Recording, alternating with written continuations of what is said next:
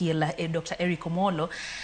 Okil nyiswa ni to sani ntiere okang' mabende nosekaw mar walo jotend migepe manyien kendo 11 kamoko kuomgi nonuore. Nyiswa ni to nitie jok maparo ni ma oken kaluwore gi kaka ne gigeno. To chike ma pacho ka wacho ang'o? En okenge mag manyaka gikaw mondo miyang gi kendo kaka jotend migepe ma pacho ka.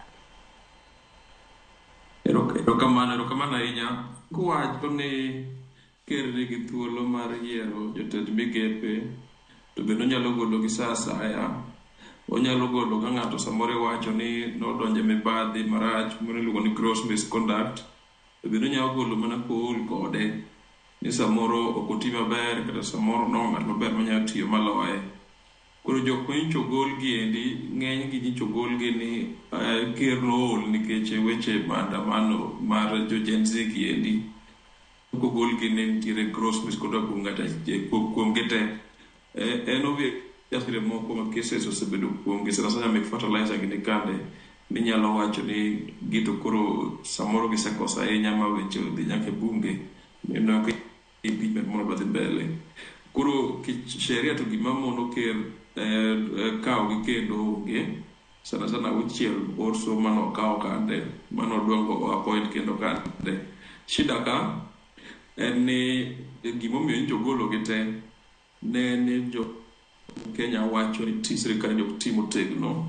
Jo Kenya wacho ni sirikal ni samoro nitiere ukabila mang'eny kaka galo matemo wacho kanyo nero. Jo Kenya bende wacho ni ng'eny gi samoro noketore mibadhi koni gi koda chande. Koro ka nogolo gi to bang' juma achiel gi badho chako duoko gi, to samoro gima ji penjo to bende owinjo gima jo Kenya temo wacho ni samoro jok ma en go gi pok otiyo maber. To nikech koro oseduogo nying gi, gima nyaka timre en gima Wetangula wacho chande ni nyaka ter gi vetting manyien, nyaka go gi kogno, aeto nyaka wabunge bende ng'i ni bende jogo oromo duogo telo adieri kata ok giromo. Gima ng'ata man Kenya ka sani wacho en ni wabunge onego bed ni sani koro itgi olirore nikech nitie neno gima otimore e bugno ero. Ma kopo nokel dhano ma gineno ka otegno, to nego bedi ni gin owuon gitamore nikech gin gi ratiro mar tamo ker ni jogi endi ok oromo manyo jok manyien.